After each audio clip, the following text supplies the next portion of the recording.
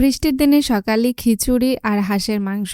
আমার তো ঢিলা খিচুড়ির সঙ্গে মাংসের ঝোল খেতে অনেক ভালো লাগে। এই খাবারটা আমার অনেক প্রিয়। আসসালামু আলাইকুম, সবাই কেমন আছেন? আশা করছি অনেক ভালো আছেন সবাই। আজকে সকালে ঘুম থেকে উঠে দেখি আম্মু খিচুড়ি করেছে আর সঙ্গে গতকালের হাঁসের মাংস ছিল। আলহামদুলিল্লাহ, অনেক ভালো একটা খাবার। আমার তো ভীষণ প্রিয় খাবার। আমরা আবার যখন খিচুড়ি খাই তখন ঢিলা খিচুড়ি খাই। ফেসবুক, ইউটিউবে অনেকেই দেখি যে ওরা খিচুড়িকে আমরা যেটাকে ভুজনা বলি, ভাতের মতো, সেটাকে ওরা খিচুড়ি বলে। তো আমরা ঢিলা খিচুড়িকেই খিচুড়ি বলি। এই ঢিলা খিচুড়ি দিয়ে মাংস খাওয়ার মজাটা আলাদা। অস্থির একটা টেস্ট হয়েছিল আজকে সকালের খিচুড়িটা, মাশাআল্লাহ। সকালে খাওয়ার পরে আমি চলে আসলাম আমাদের বাগানে। বৃষ্টির কারণে 2-1 দিন হলো বাগানে আসা হয়নি। এত বৃষ্টির পানির জন্য আসলে এদিকে আসতে ভালো লাগে না। কিন্তু কি কি গাছ লাগিয়েছি সেগুলো আপনাদেরকে দেখাই। বৃষ্টির কারণে অনেক গাছ মারাও গেছে।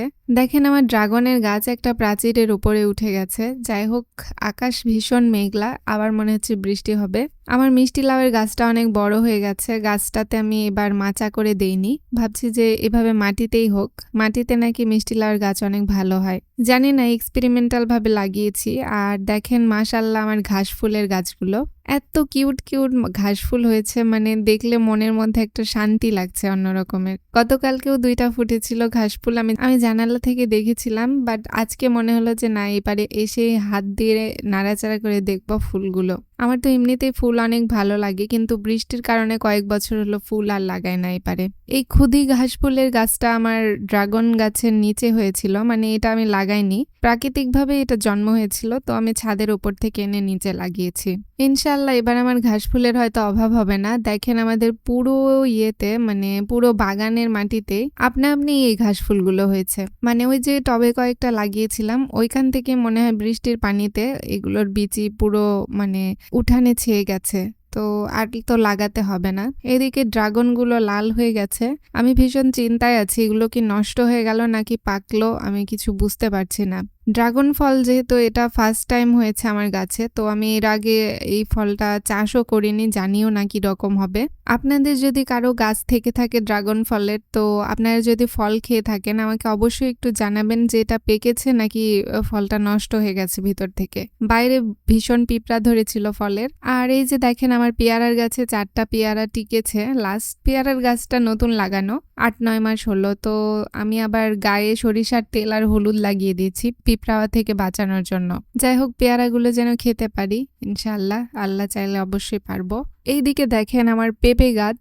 বৃষ্টির কারণে পেঁপে গাছের কোনো আপডেট নেই, মনে হয় এই গাছগুলো বাঁচবে কিনা এটা এখন সন্দেহ। ফুল যদিও বা এসেছে 2-1টা, কিন্তু জানি না ফল হবে কিনা। এর আগে আমরা অনেকবার পেঁপে গাছ লাগিয়েছিলাম, আর একবারই আমাদের পেঁপে গাছে অসংখ্য পেঁপে এসেছিল এবং খাওয়াও হয়েছে। পেঁপেগুলো এত মিষ্টি ছিল, কি বলবো, যে অসাধারণ মিষ্টি। আমের থেকে পেঁপে আমি ওইরকম পেঁপে খাইনি, আমের থেকেও বেশি মিষ্টি। আর এই গাছটা দেখেন, মাথা কেটে দিয়েছি, কারণ এটার মাথাতে হয়তো বাজ টাজ কিছু পড়েছিল, যার কারণে গাছটা মারা গিয়েছে। আরেকটা জিনিস দেখেন, বাগানের মধ্যে খুব সুন্দর একটা গাছ খুঁজে পেলাম। এটা সম্ভবত কালো কেশির গাছ। এটা চুলে লাগালে চুল অনেক লম্বা হয়, কালো হয়, চুল দ্রুত বাড়ে, চুল পড়ে না, চুল হেয়ার ফল রোধ করে, তারপরে অ্যান্টি ড্যান্ড্রাফ, খুশকি হয় না, এই আর কি। অনেক গুণাগুণ আছে এই গাছটার। আমি এই গাছটা তেলের সঙ্গে মিশিয়ে দিই, অনেক উপকার পাই। অনেক আগের থেকে আমি এটা মাথায় দিই আর খুব ভালো উপকার হয়। তো আজকে দেখছি যে আমাদের বাসার মধ্যে এটা হয়েছে।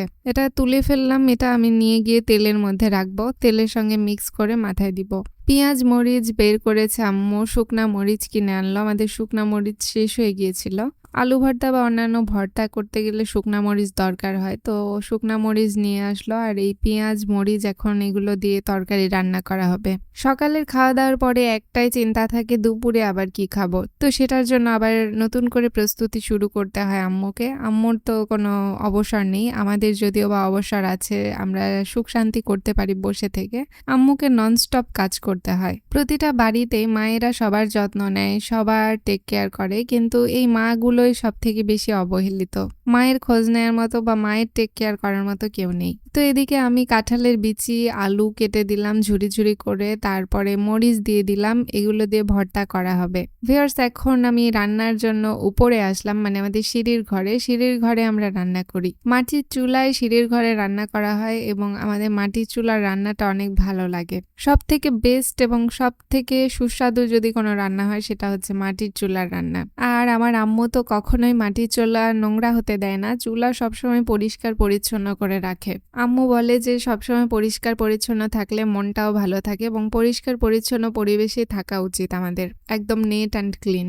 আজকে রান্না করা হবে মিষ্টি লাউয়ের ডাঁটা, আর এদিকে আম্মু 2টা পরোটা বানিয়ে নিয়েছে, এগুলো খাবে। সকালে খিচুড়ি খাওয়ার জন্য খিচুড়ি খুব তাড়াতাড়ি হজম হয়ে গেছে যেহেতু ঢিলা খিচুড়ি। তো এখন খাওয়া দাওয়া করে আবার রান্না শুরু করবে নতুন করে। আম্মুর ভীষণ প্যারা হয়ে যায় উপরে রান্না করতে আসলে, কারণ উপর থেকে নিচে, নিচ থেকে উপরে সবকিছু নিয়ে আসতে হয়, আবার নিয়ে যেতে হয়। এগুলো অনেক প্যারার। আমি এই জন্য যতটুকু পারি আমার আম্মুকে হেল্প করার চেষ্টা করি, আম্মুর যত্ন নেওয়ার চেষ্টা করি। তো প্রথমে আম্মু আম্মুর জন্য একটা পরোটা ভাজতেছে। এইখানে পরোটা তুলে দিয়েছে। আসলে এটা রুটির মতো আকার দেওয়া হয়েছে, কিন্তু তেল দিয়ে ভেজে খাওয়া হবে আর কি। আজকে সকাল সকাল আব্বু গ্রামের বাড়িতে গেছে। আমাদের ওইদিকে বাড়ি করার কাজ শুরু করে দেওয়া হয়েছে গ্রামের বাড়িতে। যদিও বা গ্রামের বাড়িতে তো আমরা কখনো থাকবো না, আমরা আমাদের এই শহরের বাড়িতেই থাকবো, কিন্তু গ্রামের বাড়িটা করে রাখা হচ্ছে যেন মাঝে মধ্যে গিয়ে বেড়াতে গেলে থাকা যায় এই আর কি। কাঁঠালের বিচির ভর্তাটা আম্মু তুলে দিল। এই যে দেখেন, একটু সরিষার তেল দিল, তারপরে এর মধ্যে কাঁচামরিচ দেওয়া হলো, হলুদ, মরিচ সবগুলো দিয়ে একবারে ভালো করে এটাকে নেড়ে চেড়ে কিছুক্ষণের জন্য ঢাকনা দিয়ে ঢেকে রাখা হয়েছিল। দেন এর মধ্যে রসুন দেওয়া হলো। রসুনটা ভর্তার মেন ইনগ্রিডিয়েন্টস। আর এর মধ্যে আরেকটা জিনিস আমরা দিতে ভুলে গিয়েছিলাম, সেটা হচ্ছে মাছ। আজকে শাটি মাছ দিয়ে ভর্তা করা হবে। শাটি মাছের ভর্তা অনেক খেতে ভালো লাগে। শাটি মাছ দিয়ে কাঁঠালের বিচি। ওইদিকে ওই তরকারিটা তুলে দিয়ে আম্মু এইদিকে আমাদেরকে সেমাই দিচ্ছে একটু করে, মানে এটা লাচ্ছা সেমাই। লাচ্ছাটা আজকেও শুকিয়ে গেছে। আম্মু বুঝতে পারছিল না কেন এরকম হচ্ছে, অনেকগুলো দুধ দেওয়া হয়েছিল। সেমাই এদিকে আমি খাচ্ছিলাম আর আম্মু তুলে দিচ্ছে আরেকটা তরকারি। তো তরকারির জন্য মাছটা আগে ভাজতে হবে। মিষ্টি লাউয়ের ডাঁটা, শাক এগুলো আজকে তরকারি করা হবে। আজকে আমাদের আরেকটা তরকারি হচ্ছে মিষ্টি লাউয়ের ডাঁটা, শাক এগুলো। তো সিলভার কার্প মাছ দিয়ে যেহেতু রান্না করা হবে, মাছ ভেঙে দিয়ে, তো এই জন্য একটু মাছটা ভেজে নিতে হবে। মাছ না ভাজলে খেতে ভালো লাগে না। ইদানিং আবার আলুর কি যেন সমস্যা হয়েছে, আলু সিদ্ধ হতে চায় না। তো আম্মু খুব ভালো করে একটু এক্সট্রা করে আলু, ডাঁটা এগুলোকে সিদ্ধ করে নিচ্ছে, কারণ এগুলো ভালো মতো সিদ্ধ না হলে আসলে খেতে ভালো লাগবে না তরকারি। কয়েকদিন আগে আম্মু যখন গ্রামের বাড়িতে গিয়েছিল, কি আর বলবো, আমি যখন আলু ভর্তার জন্য আলু তুলে দিয়েছি, আপনারা শুনলে বিশ্বাস করবেন না, প্রায় আধা ঘন্টা হয়ে গেছে আমার প্রেসারে শীষ উঠছে কিন্তু আলু সিদ্ধ হচ্ছে না। লাস্টে আমার ভয় ধরেছে, তখন আমি আম্মুকে ফোন করে বললাম যে আম্মু সিদ্ধ হয়নি আলু, তো আমি কি করব।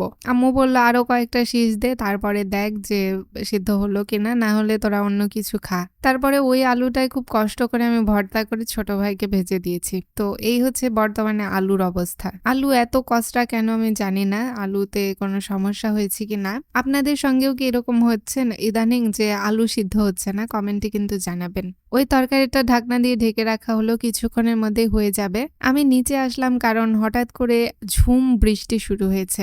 এত জোরে বৃষ্টি, মনে হচ্ছে যে মানে সবকিছু ভাসিয়ে নিয়ে যাবে এরকম অবস্থা। দেখেন ছাদ দিয়ে জোরে জোরে বৃষ্টি পড়ছে আর বৃষ্টির পানি গড়িয়ে পড়ছে। আমাদের আশেপাশে কচুর গাছ লাগানো হয়েছিল, ওই কচুর গাছগুলো পুরো মাঠের মধ্যে ছড়িয়ে গেছে।